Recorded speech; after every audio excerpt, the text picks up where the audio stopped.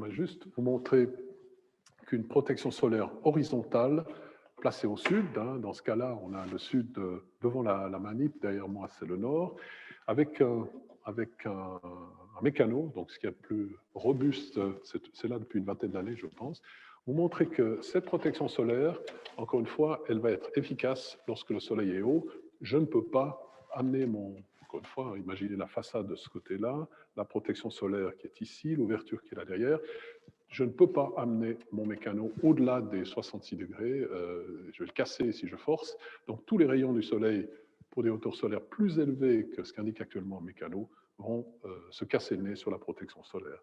Ça marche au sud, pratiquement à midi. Par contre, cette même protection, si on regarde son effet de protection en fin de journée, on va voir que si on veut qu'elle soit efficace en fin de journée, lorsque le soleil va aller vers l'ouest, il faudrait qu'elle soit infiniment longue. Et vous voyez que ça n'a pas de sens d'imaginer sur un bâtiment ces deux antennes, ces deux prolongations. On va bien entendu couper la protection solaire ici. Donc, si on veut qu'elle soit efficace le soir et ou le matin, il faudrait que cette protection solaire horizontale en façade sud soit infiniment longue sur les côtés, ce qui évidemment n'a pas de sens. Donc, je rappelle, protection solaire horizontale en façade sud très efficace pour les heures les plus chaudes de la journée, lorsque le soleil est le plus haut.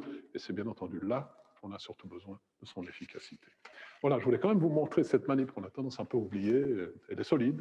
Et puis on verra la semaine prochaine par film aussi